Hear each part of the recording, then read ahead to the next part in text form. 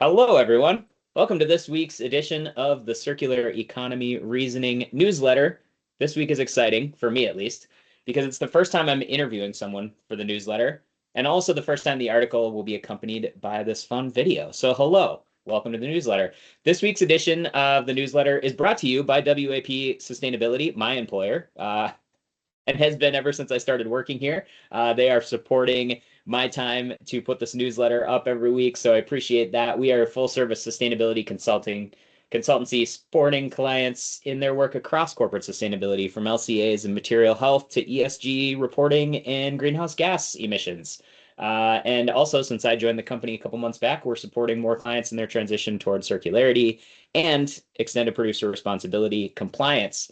Speaking of EPR compliance, I'm excited to be joined today by my good friend Dave Ford, co-founder of the Ocean Plastics Leadership Network, aka OPLN.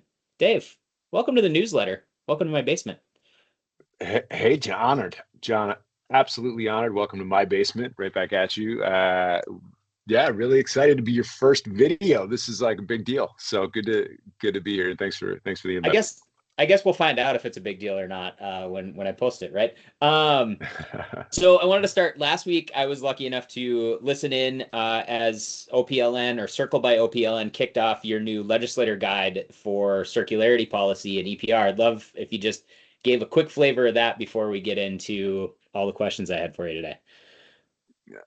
Yeah, well, thanks, John, and thanks for coming last week. Yeah, we launched, which we believe could just be an incredibly useful tool for not only just legislators, but right the entire ecosystem that's trying to dive in on the complexity of EPR and circular policy writ large for packaging. And we essentially have built a repository where we add all of this sort of key stakeholders across the packaging ecosystem, from the waste management folks to the material guys, plastic, glass, aluminum, your packaging converters, your all kinds of different types of consumer packaged goods companies and other obligated producers under EPR, and experts and NGOs, including environmental NGOs, all gave us feedback for legislators of, like, in states that are considering future legislation, of really what their sort of top three things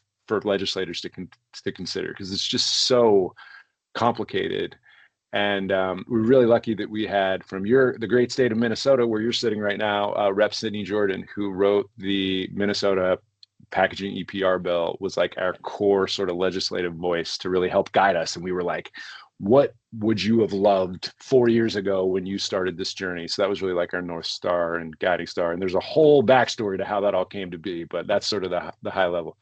Awesome. Well, we'll get back into that as we loop back to the present. But let's start almost 7 years ago now, maybe? I don't remember. You can tell us the timeline, but you founded this organization after a trip to the North Atlantic garbage patch. Tell us a little bit about the founding of OPLN, your background, how you got into this in the first place. Yeah, well, it was completely accidentally. We had a business, my co-founder and I, essentially taking C-suite executives to immerse them directly into big, sticky world challenges. It was at the time, this is 2015, 2016, kind of leading up to 2019, where we did the plastics expedition. We did a lot of work in Antarctica, taking C-suite groups to visit Antarctica firsthand, and we ran workshops along the way around climate change. We would do a lot of human wildlife conflict work in Africa and southern India, like, looking at the role of the tiger as the apex predator in southern India, and what would happen if that was removed from the ecosystem, kind of similar to like the wolves in Yellowstone. Anyway, we did a lot of that kind of work. And in the meantime, every other headline was about the plastics crisis back in that. And it was very, it was early stages. I mean, certainly it was like becoming more and more known that it was an issue, but I wouldn't say it was like there was this widespread understanding, and there was a lot of confusion, specifically, on this industry side. So we decided, because we were doing all this work in Antarctica, to charter a ship. These ships that are in the Arctic and the Antarctic, they just go back and forth. And we got one of them to stop off in Bermuda, where one of the 5 gyres in the world is located, the North Atlantic Gyre. It's in the Sargasso Sea. There's tons of seaweed out there. So it's really easy to see the plastic firsthand because it all gets captured in the seaweed. So got a couple indicators that this was a good idea. Had a few key partners that knew the space really well. And at the time, we didn't. This is like 7, almost 8 years ago. And we got 165 executives to join. We had representatives from the petrochemical sector, and then we got representatives from the environmental NGO community. We had this amazing outside magazine article that was written about the expedition. And it was there in the Bermuda Triangle where the Ocean Plastic Leadership Network was born. So I think there were 24 companies on that expedition, and 17 of those became our first members. And we started working very deeply with the environmental community simultaneously. And we were gifted, and I say gifted because this was not in any sort of business model. We were gifted this neutral convening, differentiator that really is like the heartbeat of what we do today. And that's bringing together, not having any advocacy issues. So back then it was all about, let's go see this problem. But we weren't advocating on, how or any of the approaches to directly address it, but we brought all the advocates with us, and a lot of them were diametrically opposed. So that's how we got started. It's amazing that it's almost 8 years later. Well, I've always been fascinated by the sort of neutral convener status that you have, and that's how we originally got connected when I was at GreenBiz, and your work within the Global Plastics Treaty. So it started on the patch. You became this neutral convener.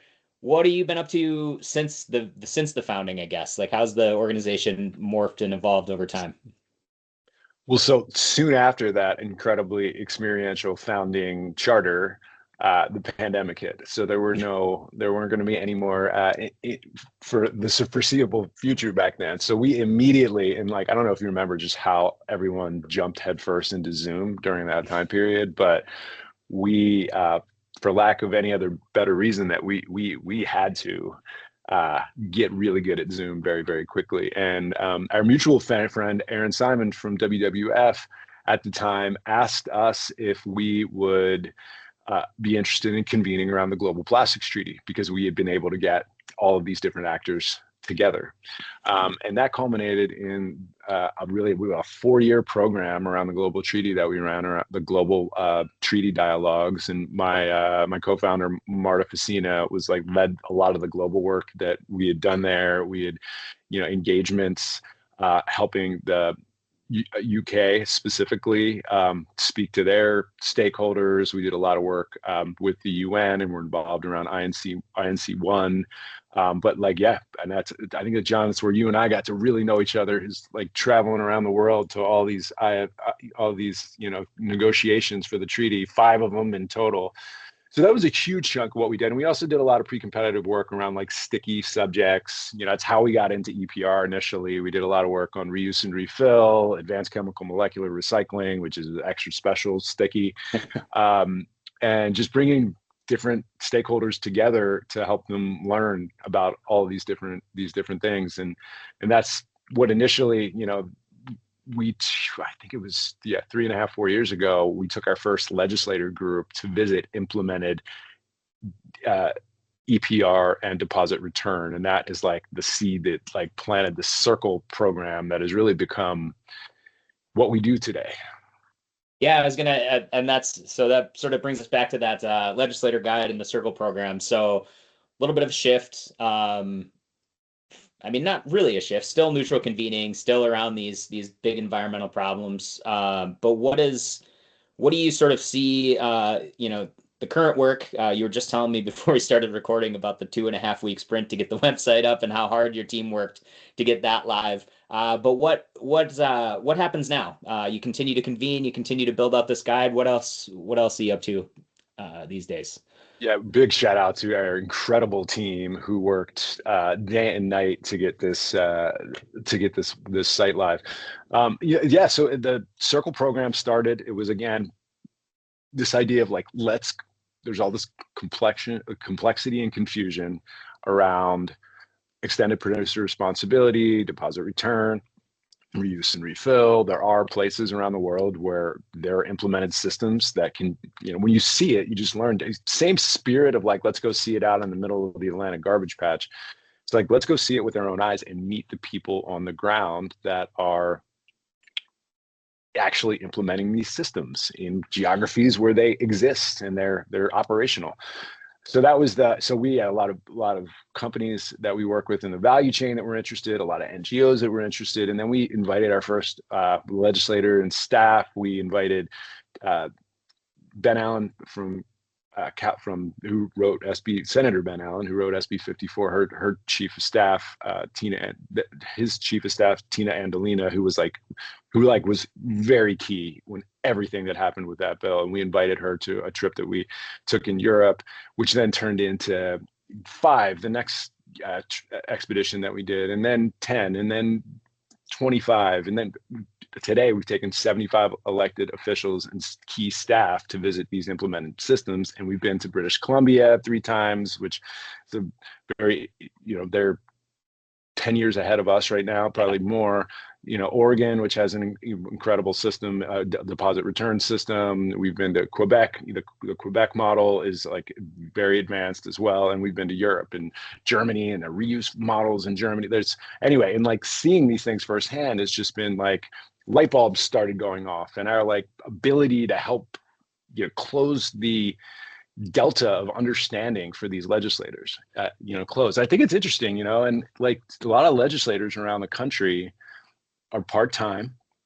State legislators are part-time, so this isn't even their like full-time job, but it is a full-time job, right? Like, so that we have a key legislator that we work with that the year that she introduced EPR for packaging, she introduced 60 other bills. And how can you get your head around so much subject matter, right? And especially like just as complicated as extended producer responsibility and deposit return and reuse, and how all these, and waste management, and you have to learn entire industries, like to multiple myriad of industries at the same time to really understand how all this works together. So going on these expeditions has just been hugely informative, and that's really what gave birth to this legislator guide, this event that we did in Burlington, Vermont, a couple months ago, and let the legislators and states considering EPR asked us to build it, and that was like the way it all kind of very organically came to be. Well, and it's exciting, right? Because we've got 7 states that have passed laws. There's another dozen or so that are considering laws right now. And hopefully, I mean, when I looked at the guide, my first thought was, oh, maybe this can help us with some of this harmonization, alignment, avoiding mistakes of the past as these new bills are written.